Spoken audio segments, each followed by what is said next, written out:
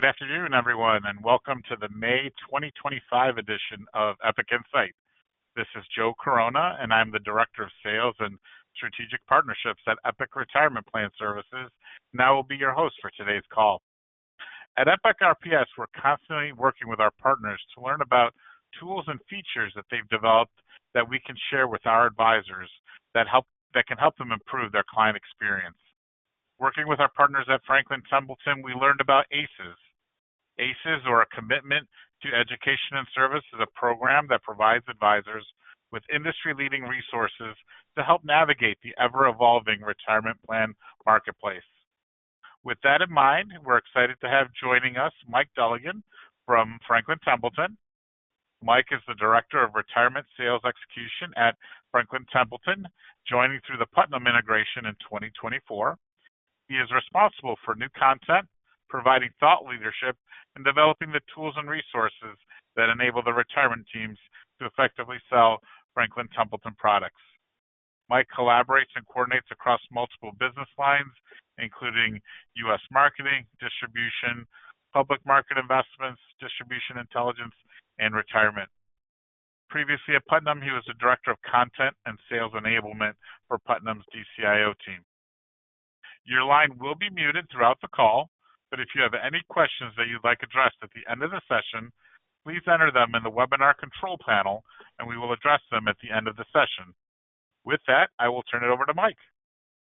Joe, thank you very, very much for that introduction. And I need to get you the short version of my bio. You're very kind to read through all that. For goodness sake, thank you very much.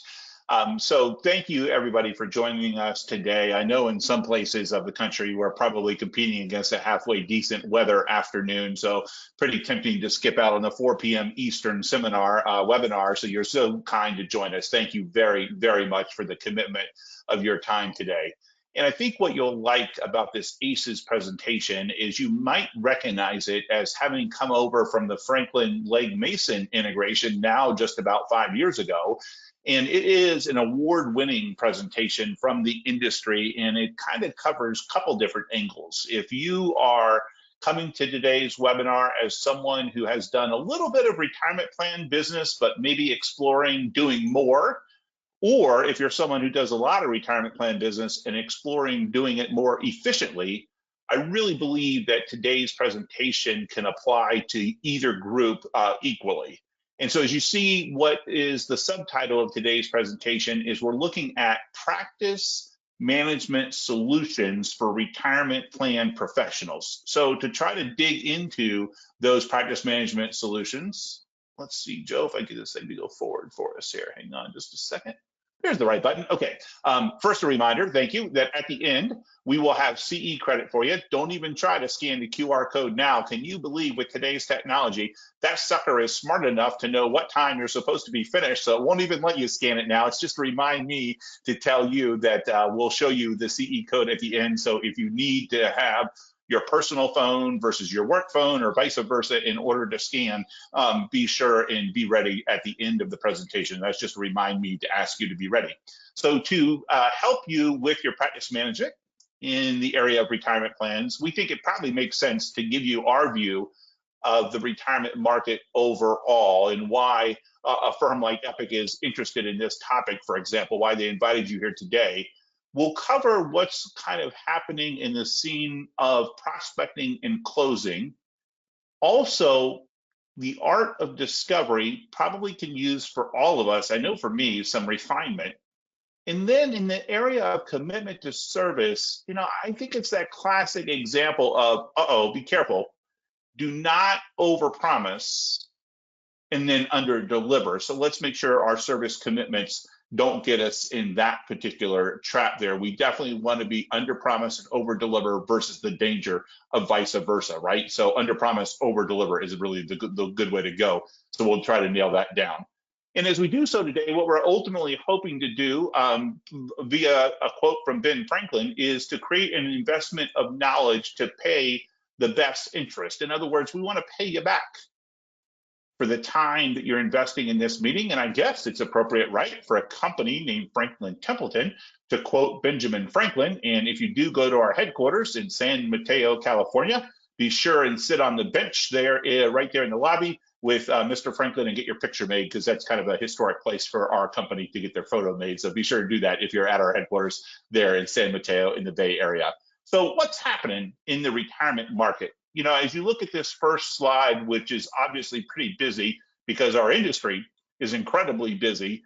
If you look right through the middle of the slide, we've got all sorts of technology and digital developments. And there, I would say you've got the very good conjunction, if you will, of the fintech world and the retire tech world. If you are not aware of it, the amount of private equity, private venture capital money pouring into our business in all places is staggering. In the area of participant engagement and wellness, you know that we've had a big development with financial wellness in the last, let's just call it 5 to 7 years.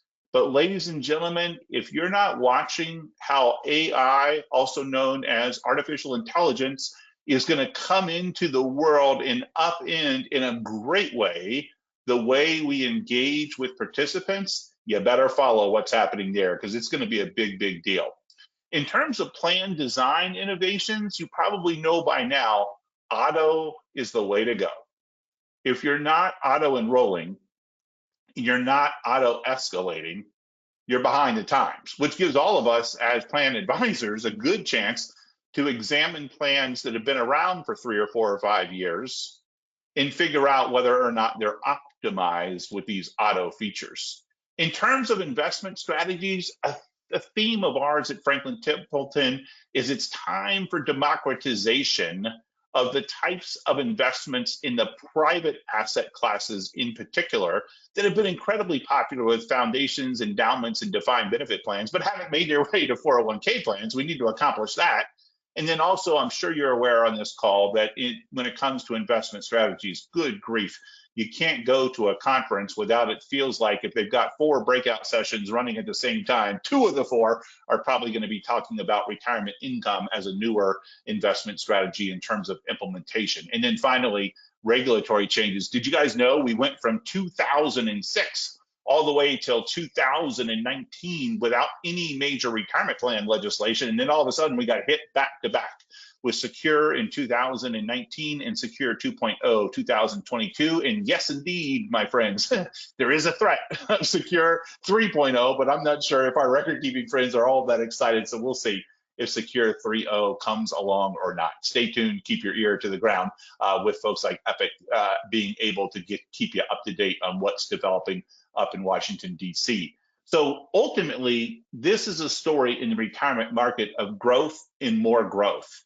As we sit here today, we're dealing with an industry that by 2025 has already grown to $40 trillion in assets and is projected to grow by 2029. So that's only 5 years from now at the end of the year to 52 trillion. And if you go back to that starting point of 2023 and then count up the bars there, that's just 1, 2, 3, 4, 5, 6, 7 bars, 7 years, we're looking at a 50% growth in the asset size of the retirement market. If that doesn't motivate you to be excited to chase the 401k retirement market, I don't know what will. And notice down in the lower left, we've got now about 72% of workers are covered with a plan. They have access to a plan, and there's roughly 50% that are participating. So we still have work to do there. But on the right-hand side, for those of you that are involved in wealth business, recognize of the 40 trillion that we noted there, as of most of the time, every year, this is a pretty consistent statistic, IRA assets make up about more than 1/3, about 40% of the retirement plan assets out there. So just keep your eyes and ears open for opportunities to figure out from a best interest standpoint, should stranded 401k money from previous employment, should it go into an existing plan that you're advising the investor on, or should it maybe go into an IRA rollover opportunity on the wealth side of your business? Great opportunities continue to grow there for all of us. So what's in it for you? Why would you chase this 401k business? Well, the demand is up in a way thanks to these secure acts that, among other things, have created tax credits to incentivize people that have never had a plan to basically get their plan paid for, at least for the first few years, and even maybe collect some tax credits for making matching contributions. In the idea that you can get IRA rollovers without being the advisor on the plan is true. You can, as long as you have an existing relationship with the investor who's coming out of the 401k, because today, about 2/3 of all IRA rollovers end up in the hands of an existing relationship. And what that means to you is it sure is easier if you are the advisor of record on the retirement plan, because then you're in the right place at the right time working with the record keeper to figure out when money is in motion. And then obviously you can get a variety of fees from a retirement plan, whether it's the plan, the fees for advising the plan itself, or for maybe you're doing some extra education services a la carte. Maybe even you possibly are, again, keeping your eye open for those consolidation opportunities we've already talked about. And, among advisors, there's those that are serious about 401ks. There's those that have never done 401ks. So, if you want to separate yourself from the sea of sameness, doing 401k business can definitely make you specialize as compared to your peers. And what's interesting about 401k plans is it's a joint effort, right? If you think about it on the left-hand side of this slide, what you're really doing is you're advising the decision makers. You're not making the decisions unless you take over some sort of co-fiduciary responsibility. In general, you're just advising the decision makers. And as it shows in the middle, you can bring a ton of value by trying to sort out all the rules, especially working with a good record keeping partner to help you figure out, okay, how can we make sure the best decisions are being made in the interest of the participants in the plan? And then ultimately on the far right side, the challenge is to make sure you don't end up putting yourself in a fiduciary position unless you want to be there, by definitely offering 338 style fiduciary services, or maybe 321 if you or your firm prefer. So again, you're going to provide guidance, but you're not going to make decisions unless you concretely want to be named as that fiduciary. And this is definitely a team sport. The way I like to look at this slide is to remember in the greenish color on the right side, it's ultimately the savers that we serve, right? Our industry uses that word participants, not my favorite word. You could maybe use employees, or you could use savers, because nobody really understands what a participant is. And then this is a team effort as shown on this slide. In the bottom, arguably the service providers like Epic are the ones who have the hardest job, because they've got to keep track inside the plan of what belongs to whom. And that's more than a full-time job. They've got to keep up with new rules. And just because the folks in Washington, pass something like Secure, and then I'll right around the corner, Secure 2.0, it doesn't mean the computers are programmed automatically. That's why a lot of the changes were phased in. And ultimately, you have to just stop in your tracks and get your record-keeping systems up to date when something like that happens.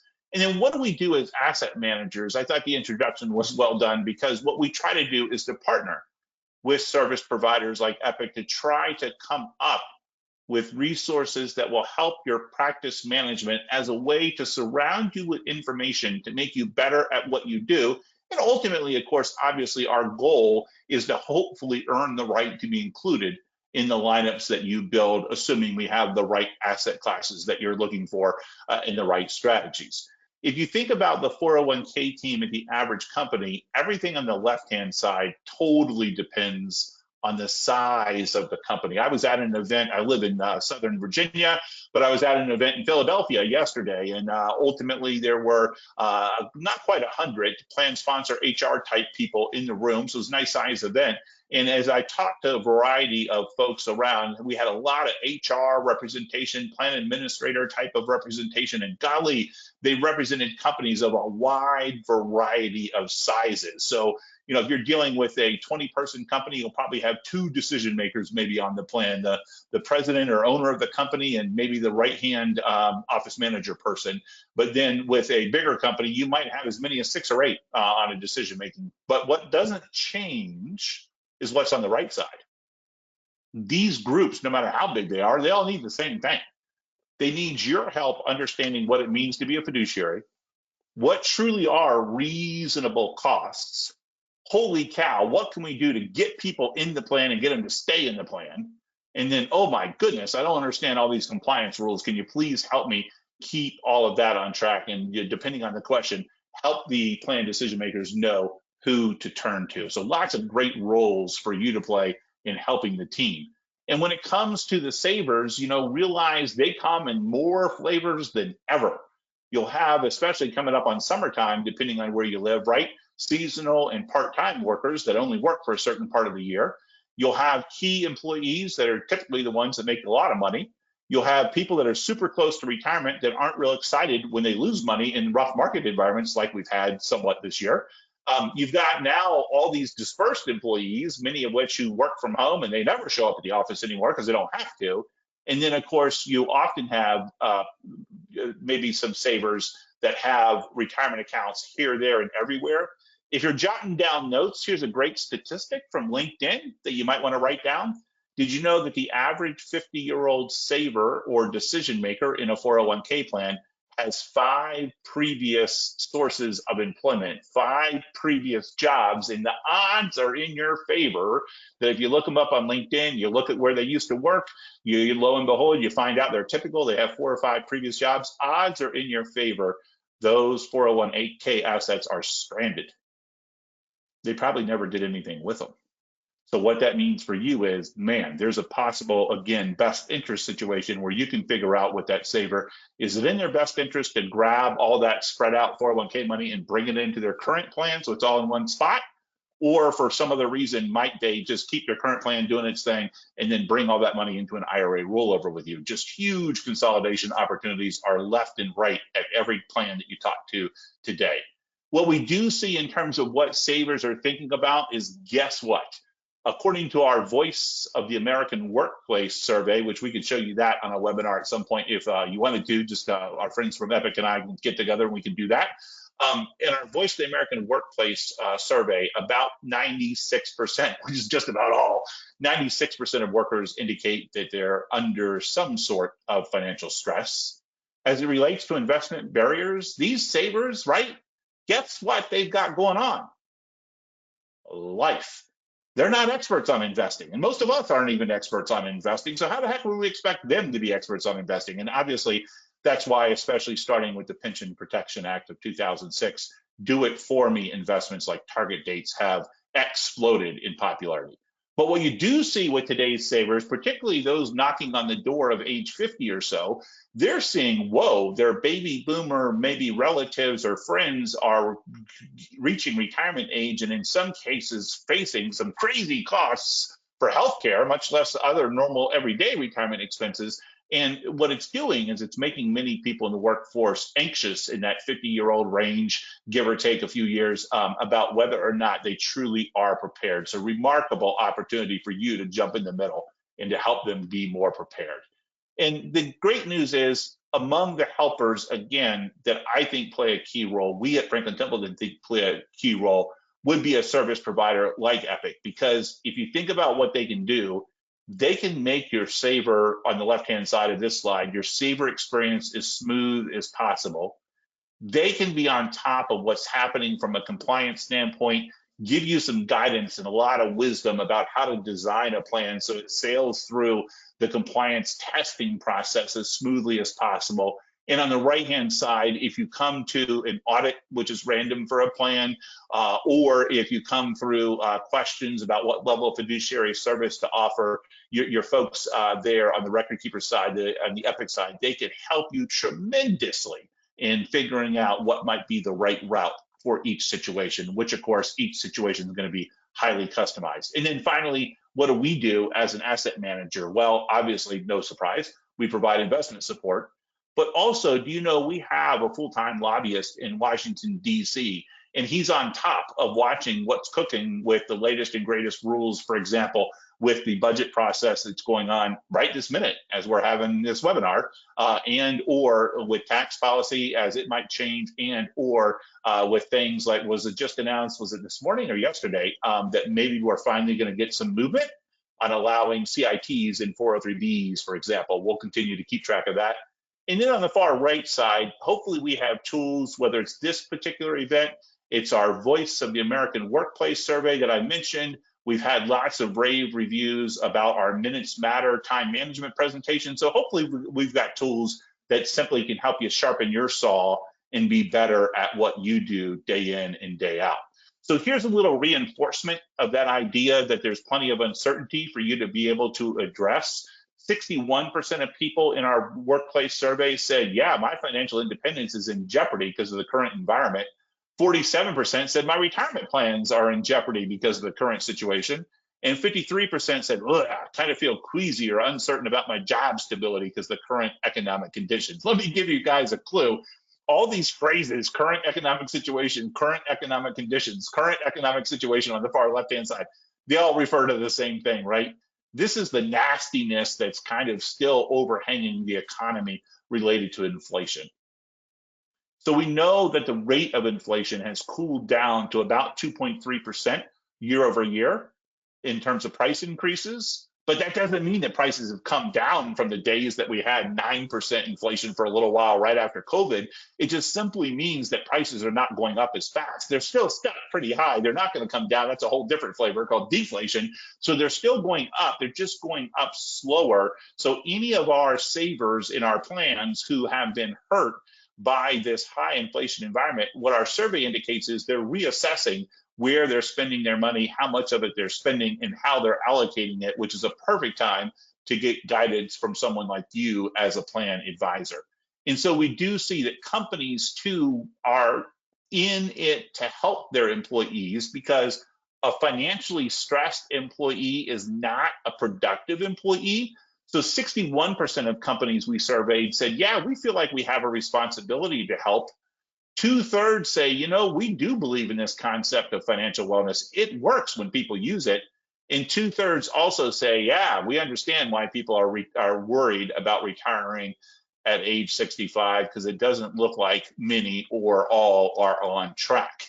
And of course, what happens to the company, right? What happens to your client, the plan sponsor, the company, the employer, or whatever you want to call them, is that if somebody doesn't feel like they can't retire, guess what they don't do? They don't retire.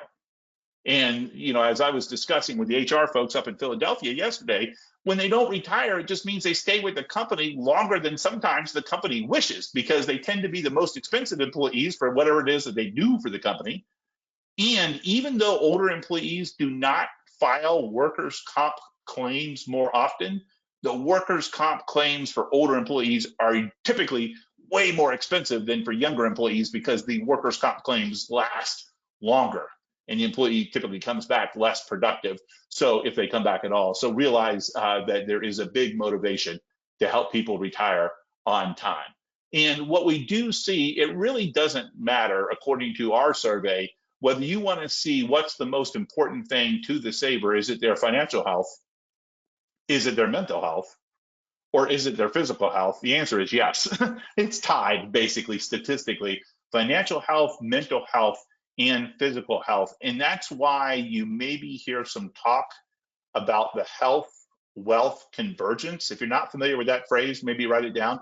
The health wealth convergence. What the health wealth convergence means to you on this call is, if you bring up to a plan sponsor prospect or a client, if you want to have this conversation, about the fact that the financial health of an employee and the physical health of an employee and their mental health are all intricately tied together, you will find that employers understand that. You're speaking their language, because they understand that they've got to have a holistic benefits package to address this convergence of everything being tied together. And the more you speak that language, the more they're going to be apt to listen to other things that you have to say. So be sure to talk about the health and wealth convergence occurring. And we do see help on the horizon for all of this, and that is more and more innovation. We see high demand for personalization, whether it's through some of the private assets that I already mentioned, or managed accounts, or retirement income solutions. We do see a large amount of demand for personalized solutions. And in the benefits area, we see more and more demand for voluntary benefits, things like health savings account, or like I posted on LinkedIn today. And by the way, I'd love to have you connect with me on LinkedIn if you're interested. It's just Mike Dullahan, Dullaghan, Dullaghan at Franklin Templeton. You can find me pretty easy. But I posted today about the power of 529 plans and what they meant in my family. And so that's a workplace 529s. That's a no-brainer. And then the far right-hand side, one of the great pieces of news is almost half of all companies we surveyed, which was about 1,000 companies, indicate they do have financial wellness programs in place. Ruh-roh. Only about 24% of all employees are using those financial wellness programs. So friends, we have some work to do to boost the engagement of the financial wellness tools that we're all creating. And so what are we going to do now? Having set the backdrop of what's cooking in the retirement plan industry, let's talk about how to prospect and close, how to conduct effective discovery, and then again, how not to overcommit when it comes to service. So when it comes to prospecting and closing, what we would suggest to think about when selling retirement plans is, yes, the sales process is longer than it is on the wealth side of the business. But on the right-hand side, you see that idea of thinking outside the box. It's very likely that your prospect is happiest with his or her health plan and retirement plan. Those are usually number one or number two favorite benefits across the company. And so it could be something that they've got another benefit that they're not as happy with. Maybe it's something like some sort of voluntary life insurance or something like that you might address first as your way to get the foot in the door, so to speak, to then talk about the retirement plan. On the left-hand side, be ready with some good open-ended questions. No 2 or 3 open-ended questions that you're going to use to get the conversation started with your prospect. I love the question, how happy are you? You really can't put anything bad after that beginning of a question. How happy are you with your retirement plan? How happy are you with the service on your retirement plan? How happy are you with the advisor on your retirement plan? Because if they say, oh my goodness gracious, we're so happy, this is the best retirement plan in the history of the industry, you still have a comeback. You can come back and you can say, oh, well, I'm glad to hear that, but in order to make the plan just a little bit better, what would it take? So anytime you start with a how happy are you question, no matter what they answer, you can ask, oh, well, just to make that a little bit better, what would it take? And then ultimately, you can build a huge network in the retirement plan area. And the great thing is you don't even have to go in person anymore. LinkedIn, you may know, first of all, it has 1 billion users across the world, approximately, hang on, a little drink of water here, approximately 250 million in America. And it's the biggest networking event. Imagine you get invited to a networking event with 1 billion people. Why would you say no? 250 million or so in America. So use LinkedIn to your advantage when it comes to prospecting. Don't forget to use the company search feature in LinkedIn. And for goodness gracious sake, if you're going after a plan that is, I don't know, 10, 20, 30 more people, for goodness sake, use whatever AI tool your firm tells you you're allowed to use and ask the AI tool, hey, I want to go after the ABC company retirement plan. What do I need to know? And just see what it says, because it'll search all sorts of information, including anything they have online as a company for recruiting purposes. It will give you all that information and tell you literally how to go after that particular plan. So if you're not using AI to collect recon and intel before going after a plan, be careful, because I sure hope your competitor is not either. And the other things that can open the doors is everybody wants to know via plan benchmarking. So for example, when a wholesaler goes to see an advisor like you, what does the advisor always ask? Gee, Mike, what are other people like me doing to be successful? That's a typical question we get all the time. So likewise, you can use plan benchmarking to answer the question from the plan sponsor.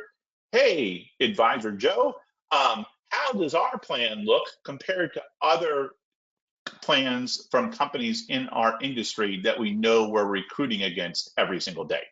Also, you can help them do fiduciary evaluations. And I use the word that I was going to use in just a minute, which is here, the best question to open the door, one to jot down, would be, what is your process?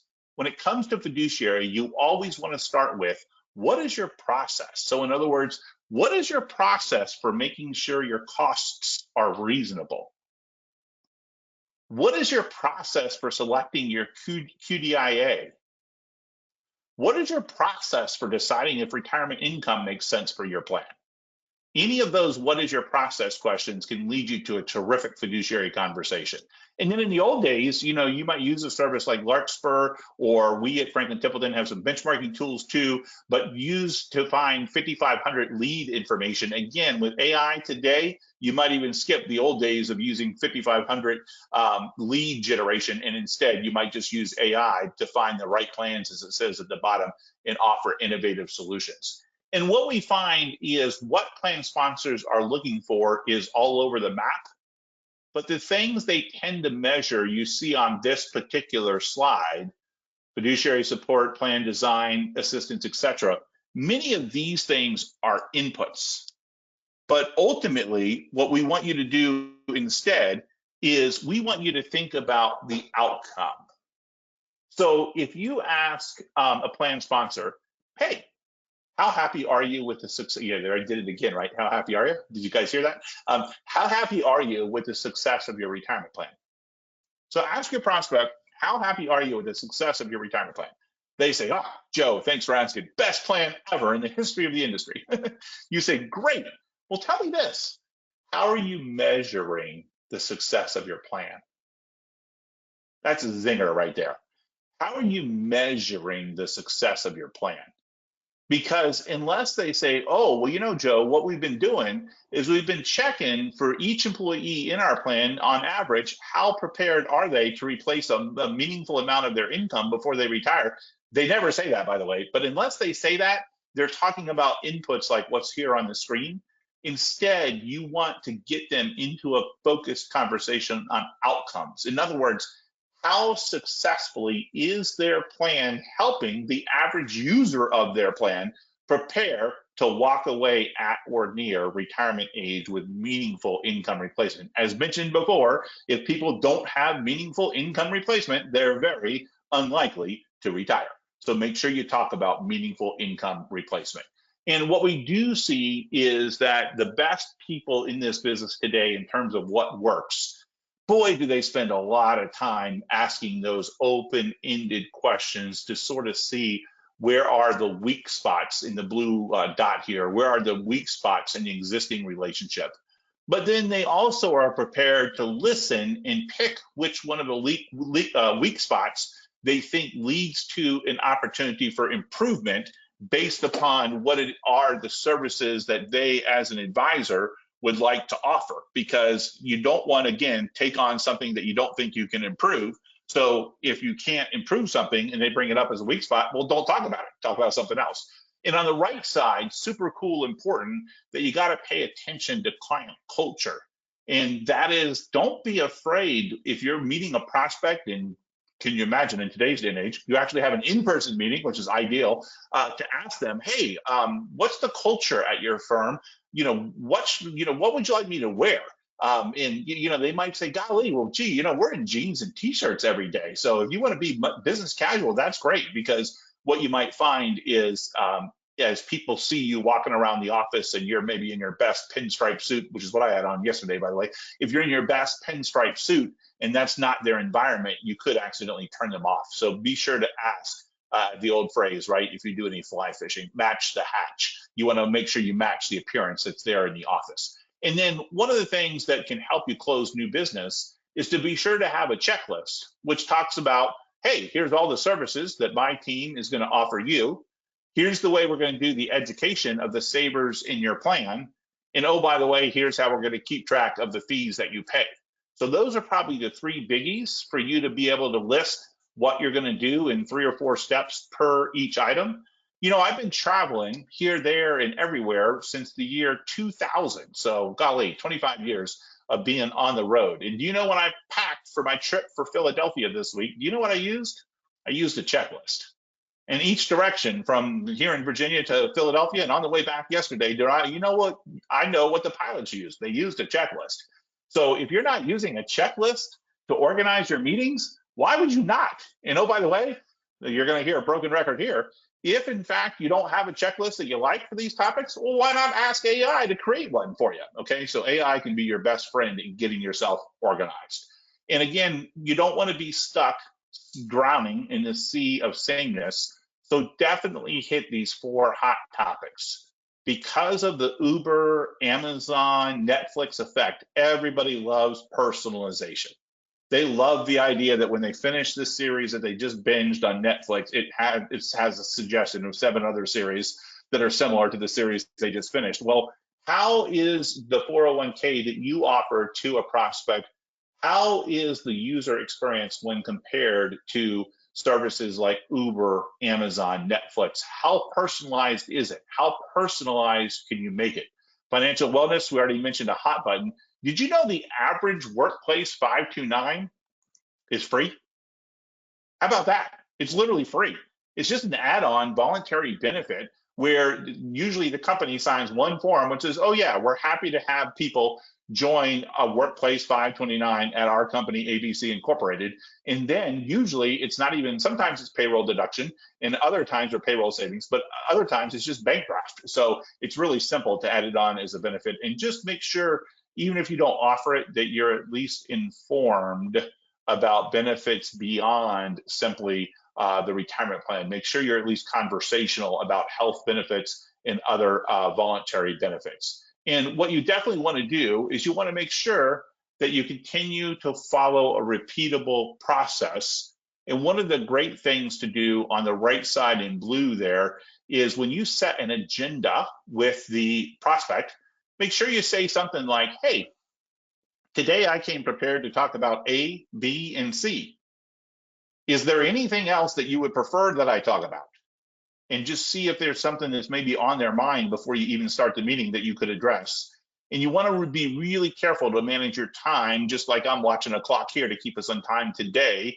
And then you want to make sure you thank the client and you want to see what questions. Also, it's always a good idea to establish a clear next step in the process. All right, so this particular slide I think is unnecessary, so I'm going to take speaker privilege and skip it. So let's talk about then, how do you conduct in today's environment, after we talked about prospecting and closing, how do you conduct good discovery? Well, the more you know, the better. And so things that you want to get for sure are plan documents, which again, sometimes you can find online, and usually you want to see at the prospect who is the plan administrator to give you their plan documents. Employee demographics are crucial. Can you believe this, that the oldest millennial is already 42, coming up on middle age? Good grief. So realize that a lot of businesses today have 4, some have 5 generations that are in the workforce. So you need to know, which way are things tilted? Are things tilted towards the millennial and Gen Z population, where you're going to be tackling, student debt issues, you're going to be tackling trying to buy their first home issues at the same time, you're trying to talk them into getting into the retirement plan, you need to be aware of that. But find out what you can about the demographics. And then on the right-hand side, again, what's the process the company's using for saver education? What's the process that the company is using for making sure that their fees are fair and on track? And we do find a lot of times plans simply just don't know what they pay for. And it is a best policy statement. You can find lots of information online. Speaking of online, if you go to the franklintempleton.com website, and then in the search window, kind of in the upper middle, you search for retirement. In the resources section, this particular topic, ACES, has several different checklists already built for you. And one of them is a fee policy statement, which is like listed here on the right-hand side, just like what's listed here. We have a fee policy statement already built for you. So again, that's the franklintempleton.com website. Go to have it get you to the retirement section, and then there you'll see the resources tab, which among other things will have this ACES information from our presentation today. And so this is just a breakdown. Nowadays you might see a record keeping fee, you might still see revenue sharing added in, and you might see again a record keeper fee flowing through as well.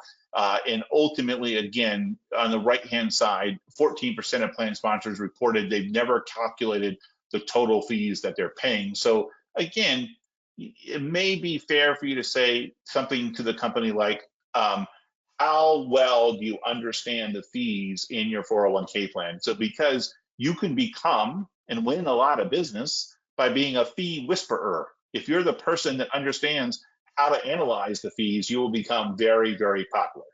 Warning, warning, this is like a flashing yellow light. Don't get overloaded, don't get overwhelmed. There is a ton of information to gather. And that's why I keep talking to you about the value of checklists and preparing in advance before you go to a prospect meeting. One of the ways to prepare in advance is gather as much information about them online as you can. I did have a meeting once in Alabama where I said, throughout my talk, I just said a bunch of things about the company to the decision makers. And at the end, the guy said, "How do you know so much about our company?" I was like, "Oh, well, I studied your website and it was all there." He said, "Gee, I guess I should." He was the owner of the company. He said, "I guess I should look at that website because it sounds like you know a lot about us." So pretty funny what you can find online if you take the time. And when you're in that first or second meeting, what you try to do is to not only use your checklist, but you're trying to ask those open-ended questions for discovery purposes. And then what you might want to be sure to evaluate is the fee structure and the plan lineup. And again, all you're looking for is, what are the cracks in the foundation? What is the Achilles heel or two of their existing relationship that would allow you to be in charge of a new relationship for you? And the right questions do make a big, big difference. So that's why we keep saying to you, even if it's repetitive, you keep hitting with those, well, how happy are you? Or what have you done about, any of those open-ended questions that revolve around some of the innovative plan solutions like the ones listed here. Again, fiduciary process. Remember, most people don't understand until you remind them when they're a fiduciary, they are personally liable for how things go. And yes, you can get fiduciary insurance to cover that liability, but still it's a stressful process if you have to use that.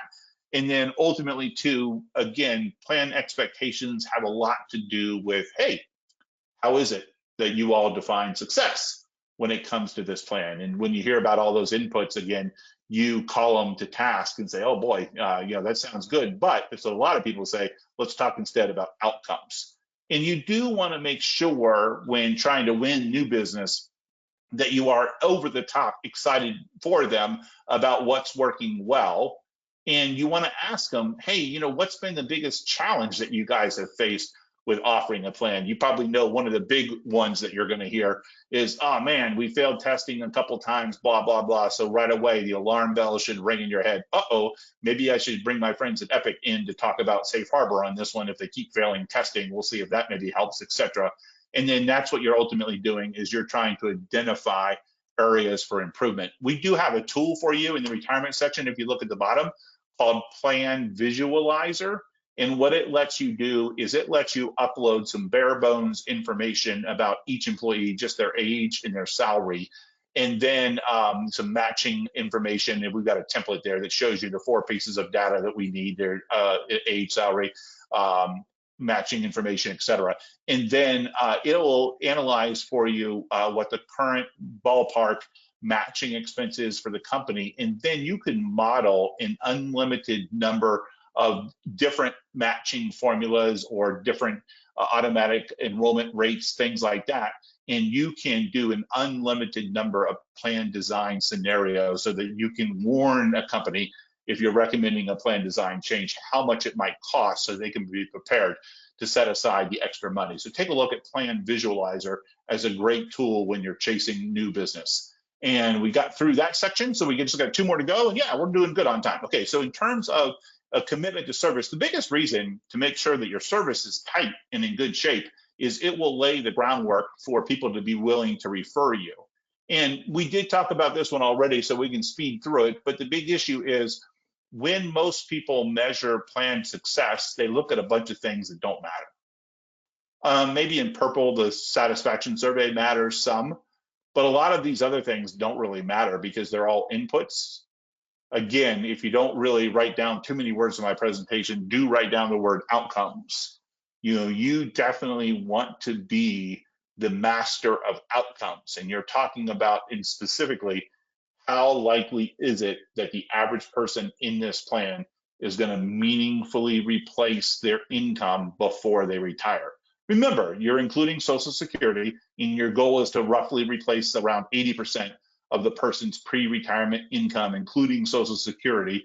So that's what your goal is, and that's the type of thing, by the way, that plan visualizer resource can help you measure how many are on track.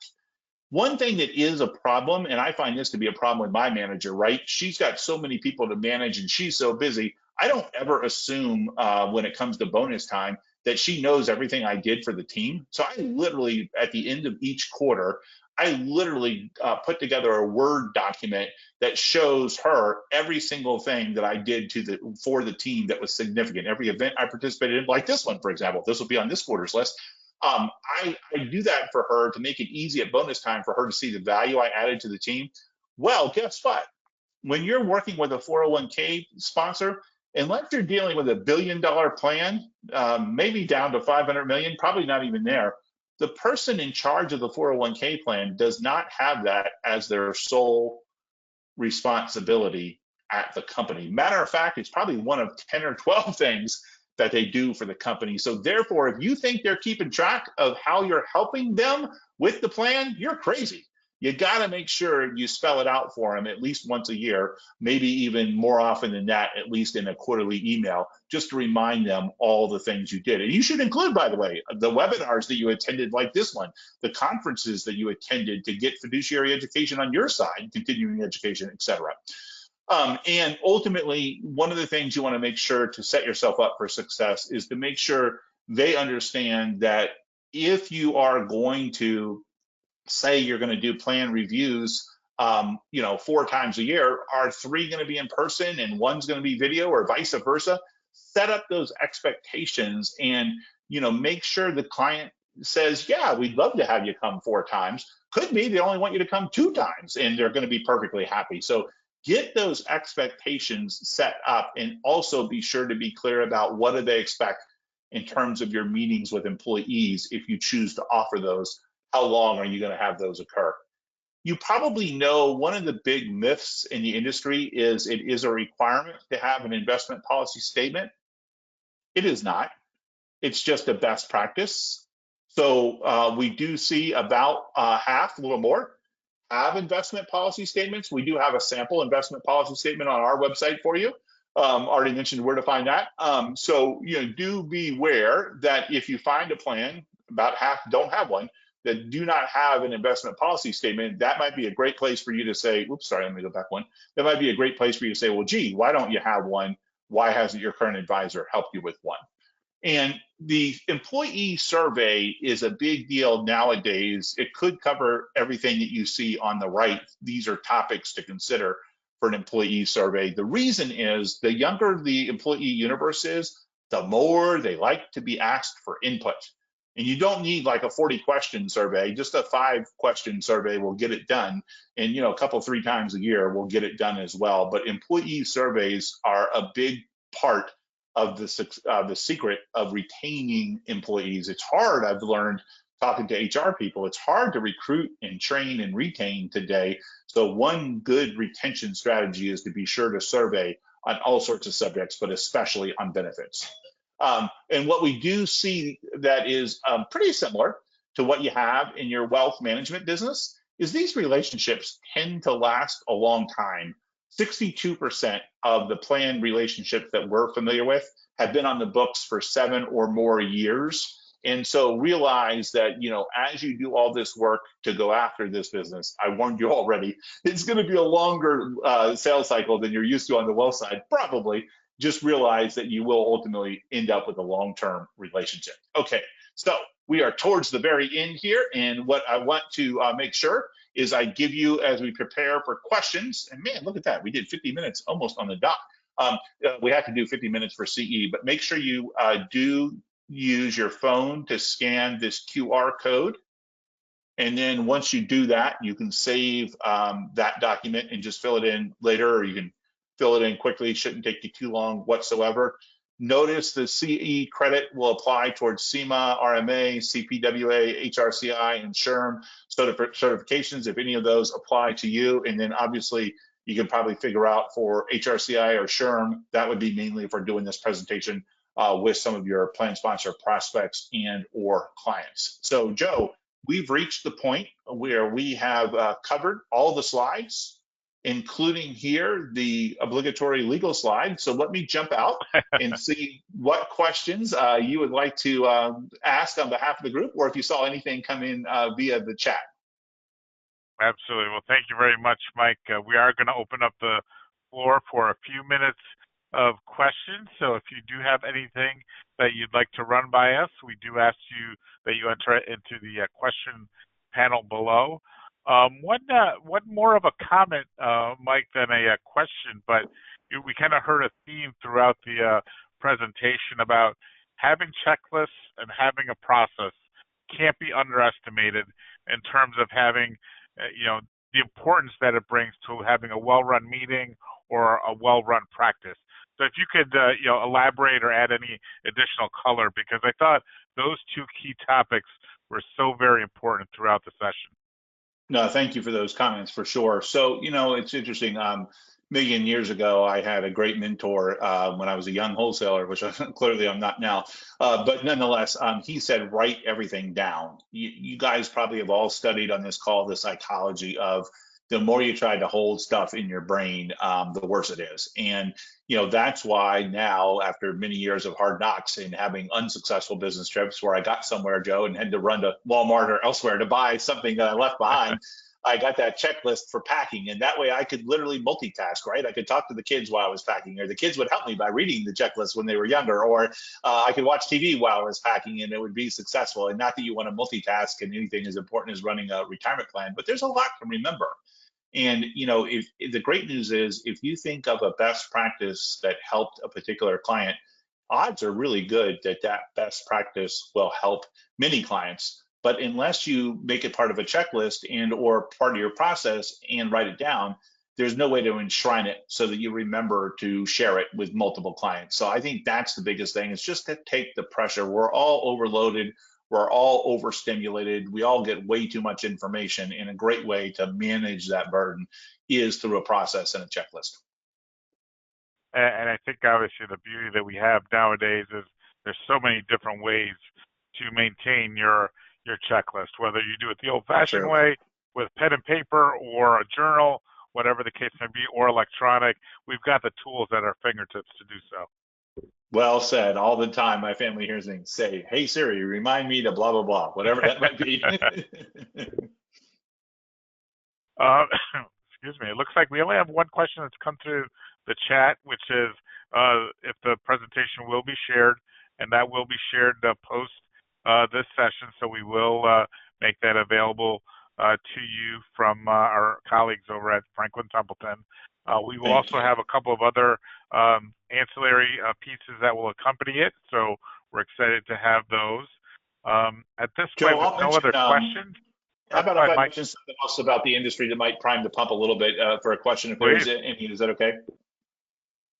So, I think we mentioned in the presentation, just to reinforce, it's such an interesting time to be in the 401k business, particularly for those of you that have just, a handful of plans, and you're really thinking, well, Joe, should I do more of these plans? I know my friends at Epic will help me, but is it really worth it? Well, what we've seen across the country is an explosion in these state mandates where they're literally saying to companies above a certain size, usually it's around 5 or 10 employees, that they have to at least offer a plan. And so they've set up these state auto IRA programs now. I think it's not quite 25 states, but getting pretty close to 25 states. There's even talk of federal IRA legislation. But what happened is many people have said, forget the state plan. I understand I probably should have a plan. Let me run to a private sector 401k. We've seen a big increase the last 3 or 4 or 5 years in startup 401k plans. So all of a sudden, the American Retirement Association did some math and said, behind all this, well, what's it going to add up to? And what they're projecting is over the next 7 years or so, we're probably going to see a doubling in the number of plans in existence from roughly 750,000 to 1.5 million. And then also over the next 7 years, they think we're going to see a 50% increase in the number of savers from about 100 million to 150 million. So doubling in the number of plans, 50% increase in the number of savers. But what's really crazy, not from the American Retirement Association, But from our great data friends over at Cerulli, we think we're going to have a 10,000 advisor deficit over the next 7 or so years. So think about that. Doubling in the number of plans, 50% increase in the assets, but the number of advisors you have to compete with is going down, not up. So, Joe, maybe you have some similar stories, but I just think it's just such a great time to be in this industry. It absolutely is, and obviously, I think the key is those great relationships that you develop with the right partners at the right time can really benefit you and your practice and how you go after your key prospects and key targets. Because I've heard a similar statistic, Mike, in terms of the doubling of plans in the coming future, and obviously we know. We've talked about PEPs on prior sessions and what their role will be, but obviously the ability to set up a standalone plan for the right client is a very important thing. And I think having just the ability to partner with the right firms and gather the tools and resources that you need to do so is so very important to developing a great practice. Good point. Well, it looks like we are good with questions. So we would like Okay. to thank Mike and our colleagues at Franklin Templeton and you for joining us for this Epic Insight webinar. As a reminder, we will be sending out a copy of today's presentation as a follow-up. And as always, please do not hesitate to contact us if there's anything that Epic Retirement Plan Services or our partners at Franklin Templeton can do to support you and your efforts. We want to thank you, and we look forward to seeing you again on our next edition of Epic Insight. Thanks, Thank you, Mike. everybody. Thanks very much. Bye-bye.